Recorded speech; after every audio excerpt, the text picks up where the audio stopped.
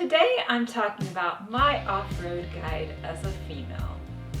If we're just meeting, my name is Kristin from Project Overland USA. So first let's talk about traction control.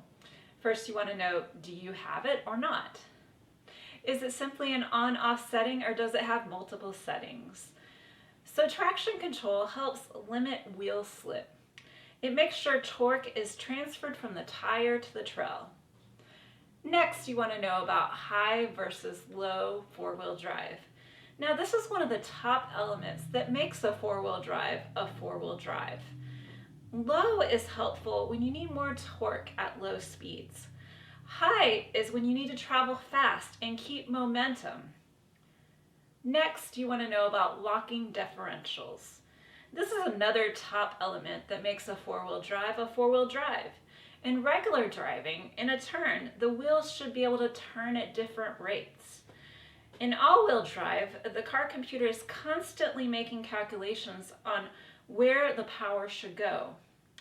With a lock differential, the wheels spin at the same rate and the power goes to the wheel with the most traction. On the trail, you need the power to be even between the left and the right, or you will get a loss of traction. So in the olden days, you had to get out and lock the hubs. I remember my uncle doing this in his old Toyota truck. Next is tires. Tires are super important to your off-roading. They ensure traction between the vehicle and the terrain. There are different types of off-road tires, so make sure you find the tire that best meets your blend of off-road and on-road driving. The next big thing is suspension. Now, cheap is not the way to go with your suspension. It helps to ensure the roughness of the terrain isn't transferred to yourself and your vehicle. So the more you add to your vehicle, the more it can burden the suspension and the more important it is. Next is bumpers. A lot of people get a new front bumper and maybe even a new back bumper. Part of this can be against protection for animals, brush, etc. But part of this can be functional to help add a place for a spare tire, for instance. Next, you need your Maxtrax. These were designed by Australian Brad McCarthy. This helps you to retain traction when you are potentially stuck. Next is your winch. This is super important for recovery. However, they do require some training and skill. They can cause injury or death if used incorrectly. Unfortunately, this is another thing you don't want to skimp on when it comes to cost, because it could fail you. Snatch straps. These are dynamic recovery straps. They use energy-absorbing stretch in reverse. They can help you get out of mud and snow. Next is a snorkel. If you go in deep water, you could risk the engine sucking water through the air intake and ruining the engine. By adding a snorkel, then your engine can now intake air from above the engine. Next, you need to be prepared for the worst case scenario.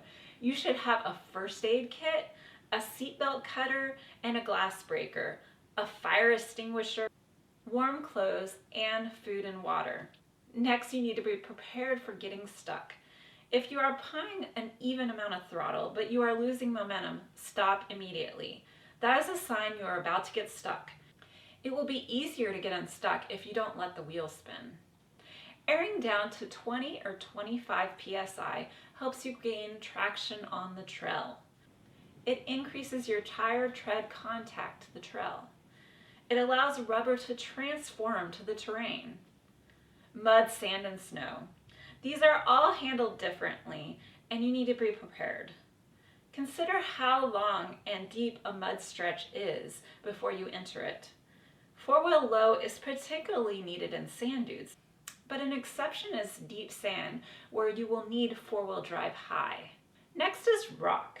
You need to be methodical and precise, otherwise you could get hung up on something.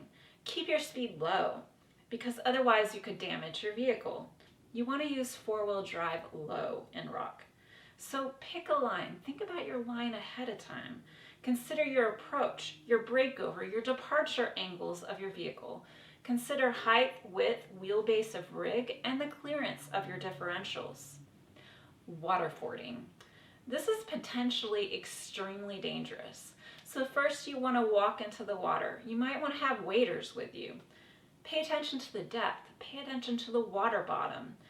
2 feet of rushing water is enough to sweep a car away. Angle the vehicle slightly upstream. Once you start, maintain that speed. You are going to drift downstream, so plan your path accordingly. If the water is deeper than the grill, you must have a snorkel before entering. Whip.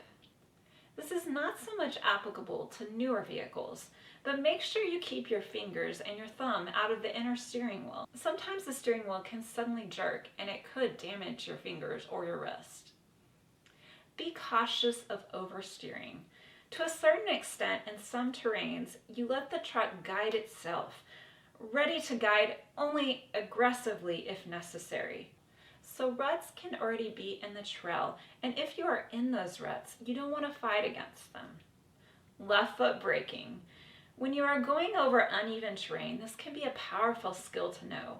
You deftly switch between the brake and the pedal to go up and over obstacles and keep an even keel and not be jerky. You do need to utilize this sparingly as it could wear out your brakes. So I hope you've liked this video, and if you do, please subscribe to our channel for more videos like this. Please also like this video. So what is your #1 tip for the new off-roader? Please comment below.